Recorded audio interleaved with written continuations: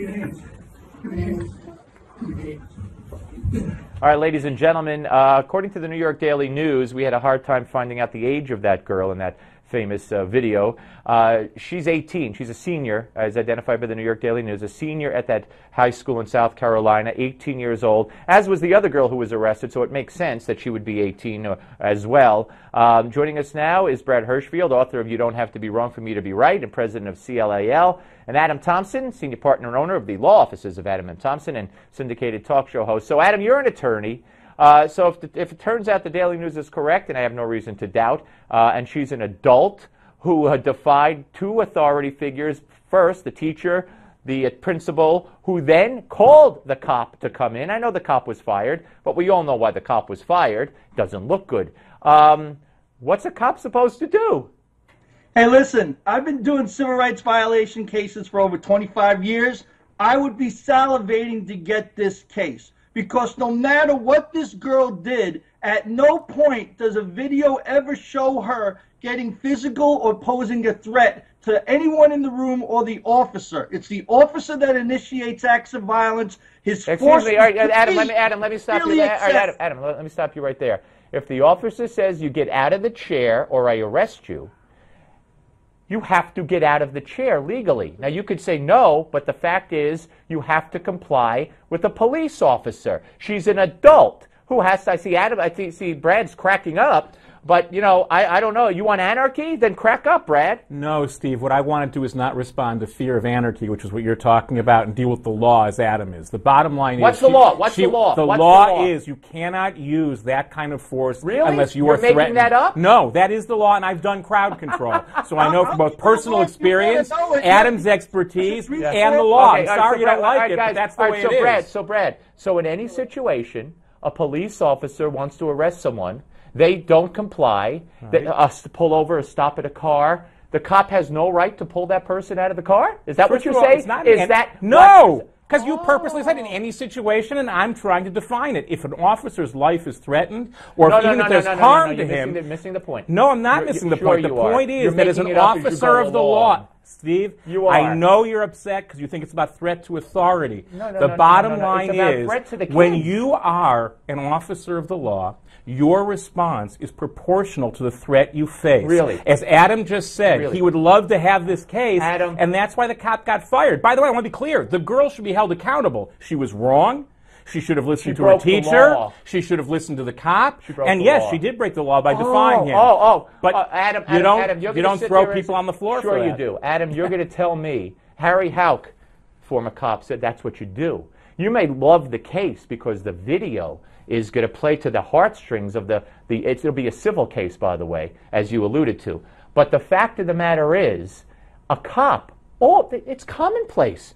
You want to arrest someone and they say no, you battle them and cuff them.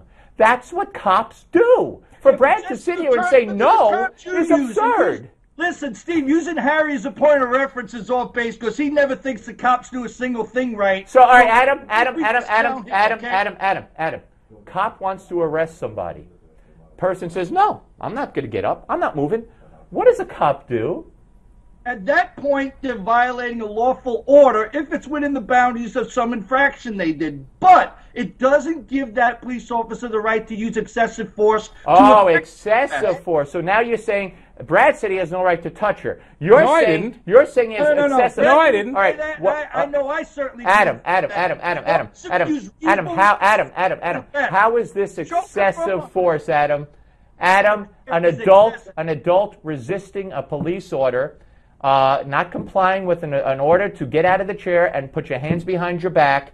What is a cop? I want to know what a cop is supposed to do. First of all, this girl's in a classroom. She's already defied authority 3 times. She may have a weapon on her person, which could be a danger to the other students. What if she got up, ran past the cop, maybe she's on drugs, and stabs a student if the cop did nothing? Then we'd all be saying, oh, the cop was afraid to be videotaped. He's not doing his job. In a room till she may have a knife or a gun. How does it escalate to these things? Excuse me, Adam, you know that a confrontational suspect... Adam, time out. Adam, you that a confrontational suspect, a suspect looking for trouble, the cop has to always assume that that person is armed. The only way you know that they're not is cuffing them behind their back. You know that's police procedure. This woman would not comply. She deserves what she got. To make jumps like that. This is a girl in school. For all we know, we're making comments. We don't even know if they have metal detectors. So Adam, there's never any gang fights. First of all, from what I've heard, this is a gang-ridden school. That's a report that I heard. So there's a cop in that school for a reason. So you're telling me that there should be no concern that this girl could be a danger to the cop, to the students, to the teachers who she's already defied, and they should leave her alone.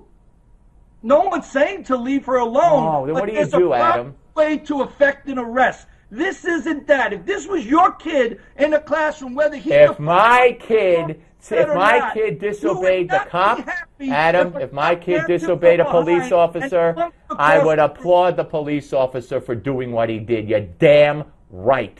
All right, we're coming back, folks. More of the panel. Remember to join me tonight at 10 for the post-debate festivities right here on Newsmax Television. Sarah Palin will be here. Dick Morris will be here. John Zogby, Rick Unger, and me, 10 p.m. Eastern. Don't miss it right here, only on Newsmax Television.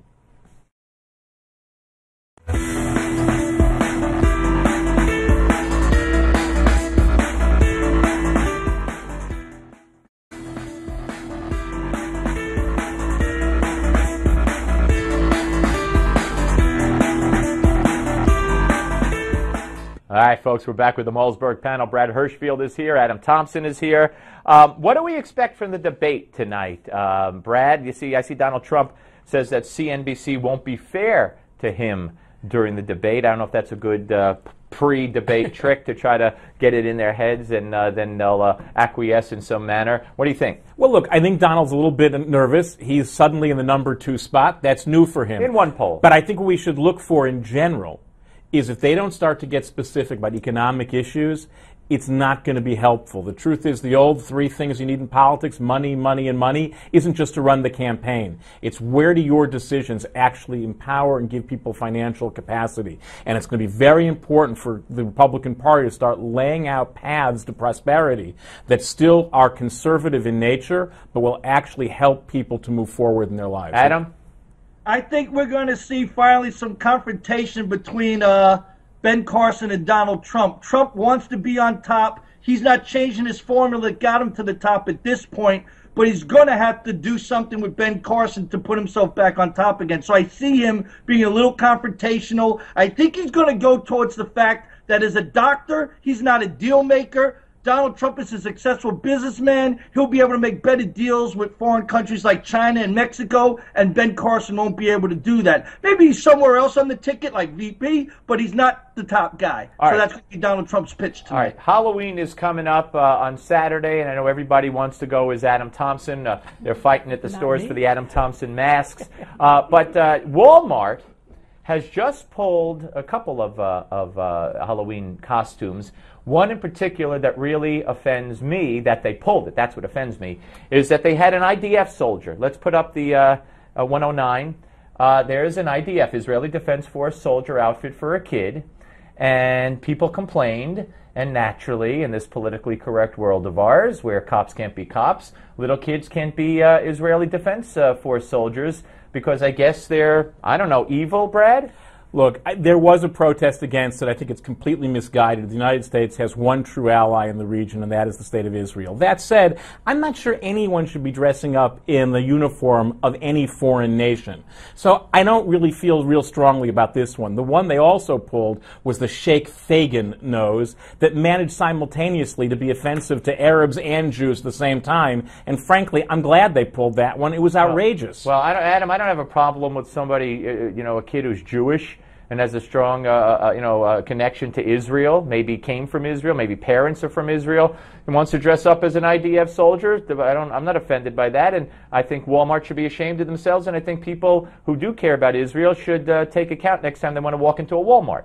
Yeah, I don't get it at all. You know, kids in this country go as police officers, they go as commandos, they go as SEAL members, they go as armed force members. Yep. You know, that's always been a variety of costumes. I don't see the big deal with this. Adam, gotta go. Adam and Brad, great panel. Thank you very much. Ed Mullins of the Sergeants Benevolent Association was at the funeral of a New York City cop today. He's next. But first, as you know, Ed Klein, the author of Unlikable, The Problem with Hillary, joins us every day this week to bring us a Clinton secret. All right, ladies and gentlemen, I'm joined now by Ed Klein, author of the great new book, Unlikable, The Problem with Hillary. And Ed, in your book, you talk about the smoldering gun. Yes. Smoking gun, but this is a smoldering gun. Mm-hmm. What are you referring to? Well, everybody's concentrating now on the emails, Hillary's emails, but I interviewed 3 people who had eyewitness accounts of their learning that Hillary was in collusion with the Clinton Foundation, was encouraging her husband to take donations from foreign governments whom she was working with.